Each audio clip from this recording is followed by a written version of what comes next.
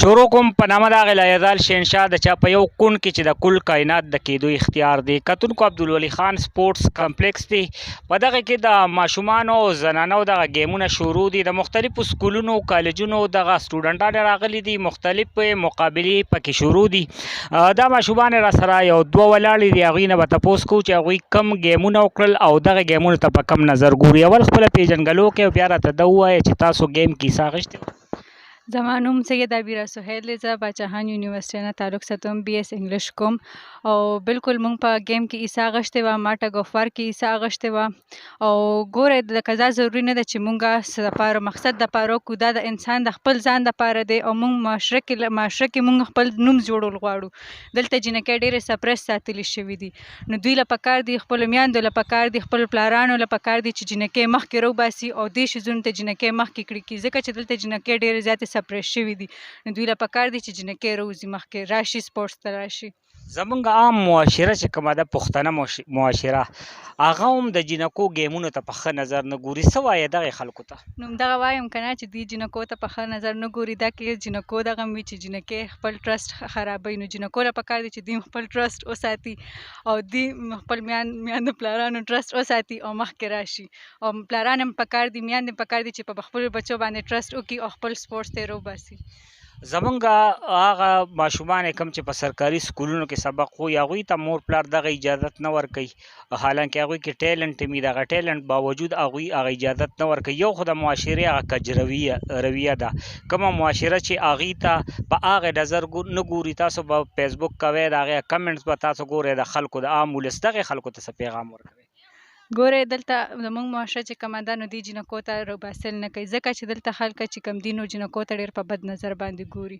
نو جینکو له هم پکار دي چې دوی خپل په پرده کې دوی خپل دغه کې چې کوم دی روزي خپل ټیلنټ مخکې وښولي کي. نو بیا به داسې کمنټ داسې دغه په دې باندې نه. یو د مور پلار له پکار دي چې په خپلو بچو باندې ټرسټ وکړي او خپلو بچو له هم پکار دي چې د مور پلار ټرسټ خراب نه کړي. نو بیا به یو مور پلار هم خپلو بچو له دا دغه نه ورکوي چې دوی موږ مخکې نه لیږو. دوی به خامخا مخکې خپل بچي بیا لیږي. خپله پیژنګلو کې او بیا راته دا ووایه چې دلته په مقابلو کې تاسو حصه اخیستې ده. السلام علیکم، زما نیم رخسار دی. باچاخان یونیورسټۍ سټوډنټ یم او چې ما مقابلو کې حصه اخیستې ده ګیمز کې. او زمونږ پرون او نن ټګ اف وار ګیم او یو تروبال ګیم هم وکړو او والیبال هم مونږ وکړو او ډېره زیاته مزه یې وکړه. په حیثیت یو زنانه څه تکلیف دی درته چې تاسو په دغه ګیم کې یې د معاشرې نه د والدینو نه تکلیف څه دی؟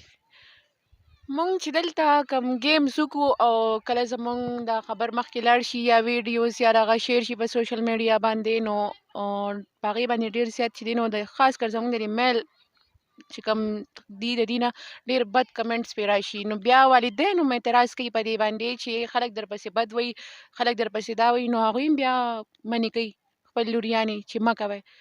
نو زه یم چې داسې کول نه دي پکار. دا میل له پکار دي چې دا خپل کوم فیمیل دي د چرسدې خاص کر دا پښتنې چې کومې دي دا اپریشیټ کړي، دا انکریج کړي.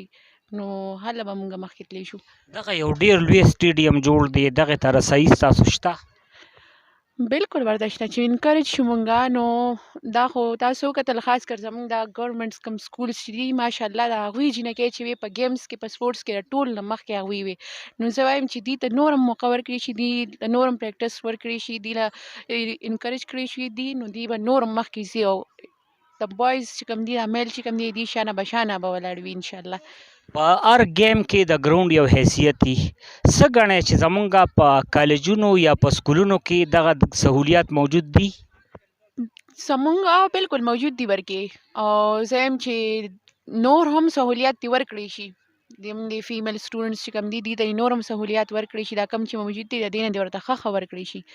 نو ډېره مننه کوو. ګرانو کتونکو دا خو هغه پیغلې کوم چې په ګیم کې حصه هم اخلي او معاشرې ته یو میسج هم ورکړو چې تاسو په ځای د دې چې زمونږ خلاف تاسو بغاوت غوندې کار وکړئ یا زمونږ خلاف کمنټ کوئ، موږ له حوصله راکړئ، ځکه چې زنانه او نارینه کله یو شي نو ملکونه ترقي کوي.